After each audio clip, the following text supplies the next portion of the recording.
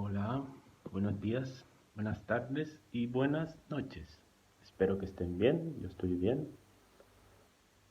Eh, seguramente, seguramente, seguramente eh, habrán escuchado en algún momento, en alguna película, en alguna serie, en cualquier parte, la frase célebre eh, de muchos, se le atribuyen a muchos autores, muchos. Eh, Uno de ellos es Napoleón Bonaparte, por lo tanto diré que uno de esos que las pronunció o que la pronunció por primera vez fue Napoleón Bonaparte, y no es otra que el pueblo que no conoce su historia está condenado a repetirla. El pueblo que no conoce su historia está condenado a repetirla. El pueblo eh, se refieren al colectivo, ¿no? Se refieren a, pues supongo que sociedades que han caído en gobiernos autoritarios, eh, entiendo que viene de allí, ¿no? Nace de allí, de esos errores colectivos que te llevan a ser sometido de alguna manera, y que si no nos los cuentan, que si no lo conocemos, pues probablemente repitamos los errores que cometimos para llegar hasta ahí, ¿correcto? Pero esta frase, sí, es muy... dice mucho, a mí me dice mucho, pero es del todo así. O sea, el pueblo que no conoce su historia está condenado a repetirla y ya. No creo que sea así tan fácil. No creo que sea así tan fácil. Porque sabemos que vamos a morir, vamos a desaparecer de este plano, de este mundo. Lo sabemos, pero yo tengo la sensación de que no somos conscientes. No hay conciencia de la muerte, de que forma parte de la vida, porque si no, hay comportamientos individuales, colectivos, que no tendrían razón de ser. Eh, por lo tanto, no es solo conocer la historia, no es solo conocerla, hay algo más, hay algo más, eh, que es la conciencia. Realmente ser consciente, comprender la historia. Y para ello se requiere un poco más de compromiso, ¿no? Dedicarle un poco más de tiempo, más seriedad, diría yo, más seriedad. O sea, cuando yo quiero conocer algo, sus orígenes, su raíz, eh, donde surgen las cosas, me comprometo, soy más serio, o sea, le doy un carácter de importancia, le doy valor a aquello, porque forma parte de mi vida, y, y quiero conocerlo, porque el pueblo al final lo conforman individuos. Entonces, si muchos individuos, cada uno responsablemente, cada individuo buscara conocer su propia historia, eh, después tendría un reflejo en el colectivo, porque el colectivo lo forman individuos, ¿no? Eh, un individuo, otro individuo, forman una sociedad, forman una nación, forman un país, forman un...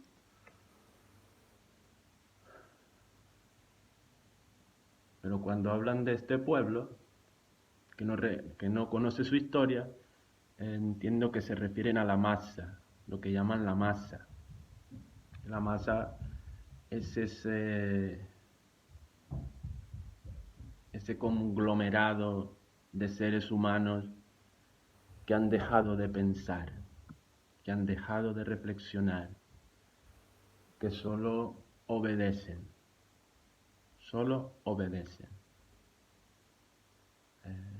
Toman de aquí y, y trasladan, son como el escarabajo pelotero, que cogen un trocito de mierda y rodándola, la trasladan a otra parte, pero más grande. Y, y claro, como son muchos los individuos para formar un pueblo, pues habrán individuos que sí hacen ese trabajo. Habrán individuos que sí se preocupan por eso.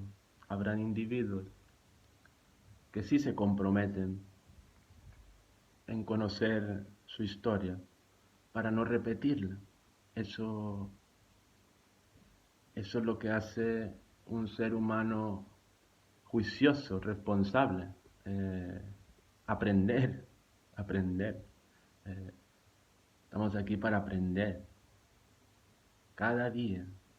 Eh, lo que pasó ayer ya fue historia, pues yo la reviso, yo personalmente, la reviso para tenerla al día, mi historia, no se me acumule como ya me ocurrió, se me acumuló historia y ya entonces, pero ya la estoy llevando al día. Entonces, hay un, hay un filósofo muy antiguo, con el que comparto pensamiento, eh, comparto fundamento sobre todo, porque era de esos filósofos que creía inherente la bondad del ser humano. La creía, o sea, creía que el ser humano era bondadoso y bueno por naturaleza. Este hombre existió 500 años antes de Cristo y se llama Confucio. Confucio. Él también decía que para que hubiera una buena sociedad, ¿no? Tendría que haber un buen gobierno. Pero para que hubiera un buen gobierno y una buena sociedad, habría que tener buenos funcionarios. De hecho, él era funcionario.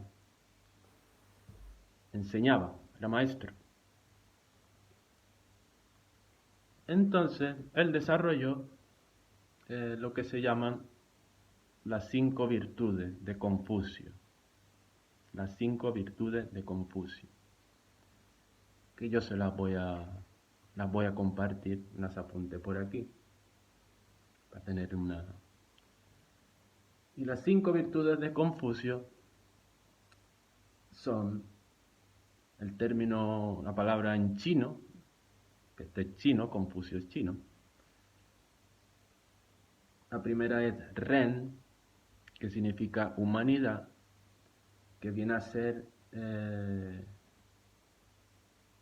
el comportamiento fundamental del ser humano. Entiendo que como su idea de ser humano era bondadosa, pues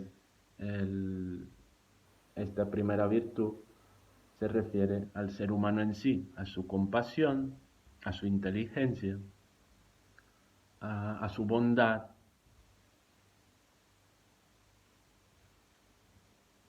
Su visión del ser humano era esa. Por lo tanto, el Ren, que significa humanidad, contemplaba esas características del ser humano. Después era el Yi, que significa justicia.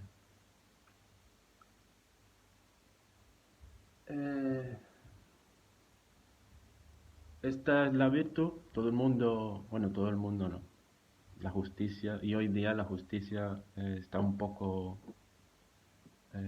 confusa, confusión. Eh, justicia. Para que haya justicia, hay que identificar, tener muy claro lo que está bien y lo que está mal, ¿correcto? Muy claro, muy claro, muy claro, para poder tomar decisiones justas, si es posible, en cada momento, ¿no? En cada instante.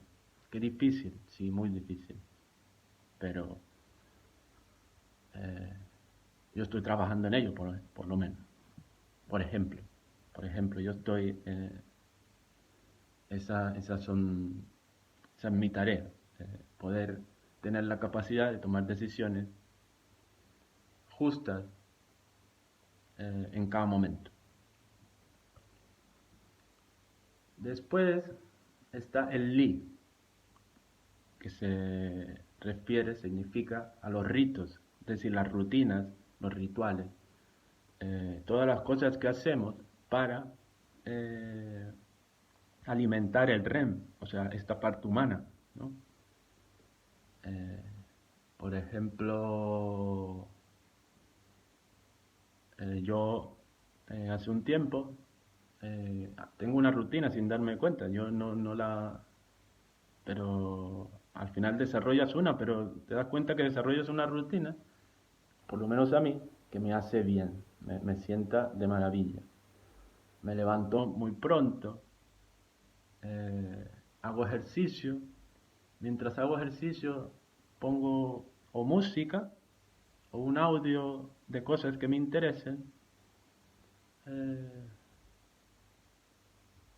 Luego voy a mi trabajo, que es un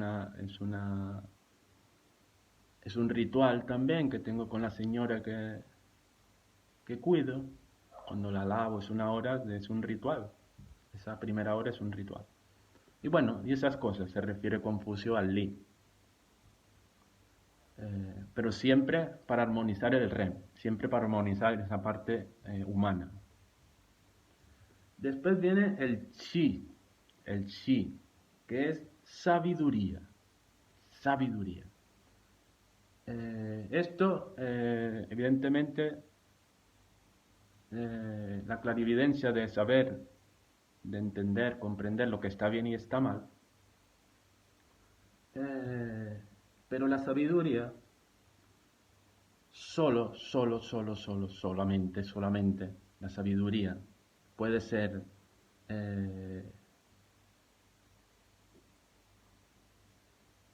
alimentada, cultivada, activada, eh, con trabajo personal, a través de la contemplación, del análisis de tus experiencias, de la reflexión, eh, de la instrucción, o sea, de investigar, de buscar. Eh, Solo así podrás alcanzar la sabiduría. Por eso en Oriente hay una veneración por los mayores, porque se les supone que durante su vida han cultivado esto y cuando ya llegan a esa edad adulta, mayores, ancianos, tienen mucha sabiduría. Mucha sabiduría, porque la han cultivado durante toda su... porque es una forma, es un modo de vida, es una manera de vivir. En Oriente eh, hay una manera de vivir, hay una forma de ver el mundo, la vida, sobre todo la vida, el mundo, la vida, de una forma muy distinta a Occidente. Supongo que de ahí, de esas cositas, estamos teniendo muchos problemas hoy en día. Sospecho, sospecho. El sí, sabiduría. Y la sabiduría solo se cultiva desde allí, desde la reflexión, el análisis de tus experiencias, la contemplación. la meditación, todas estas cosas que hacen los vagos, ¿no? Aquí en Occidente solo lo hacen los vagos, o los que están trabados, los locos, pero en fin. Y el shin es la honestidad. Es decir, las personas virtuosas que desarrollan el shin, la honestidad, pues no engañan, eh, no se esconden, su cuerpo, su rostro no esconde las emociones que trae consigo en cada momento. Eh, pero claro, todas estas cinco, si se dan cuenta, están conectadas unas con otras. Todas. No son aisladas.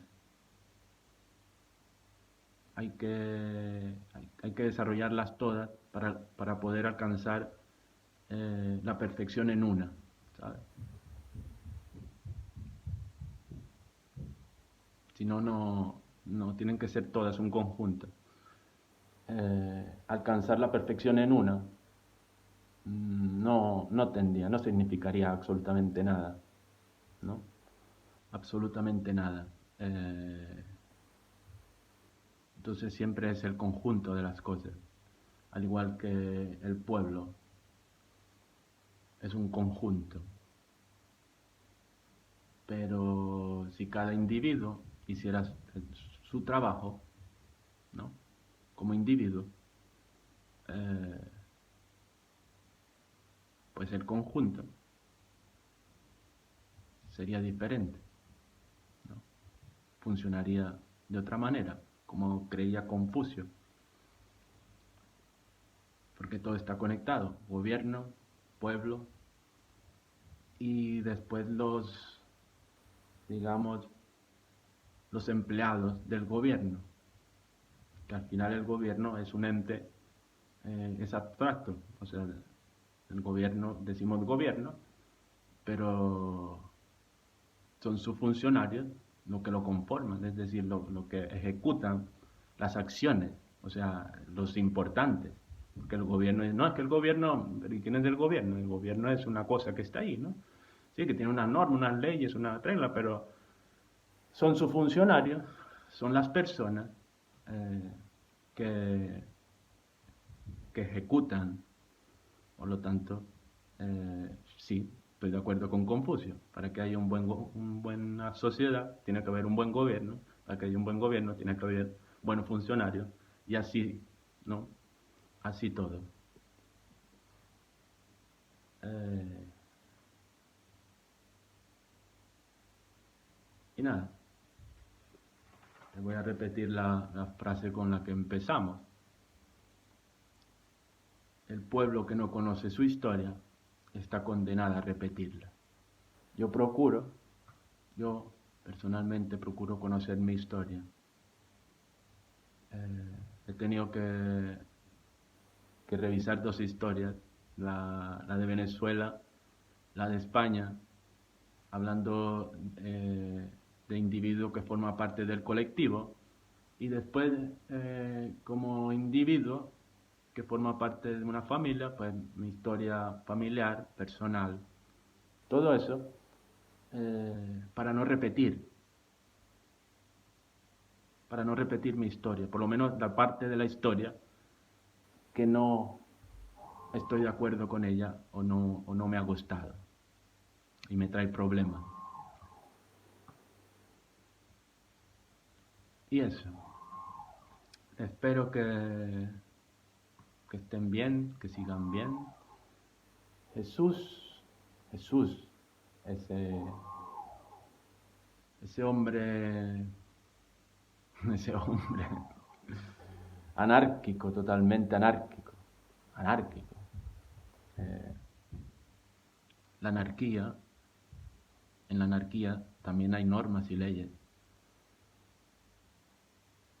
las naturales, las leyes naturales. Otro día hablaremos de las leyes naturales. Pues Él es mi pastor, mi redentor, la furia del presente, la furia del amor. Que Dios nos bendiga. El del cielo.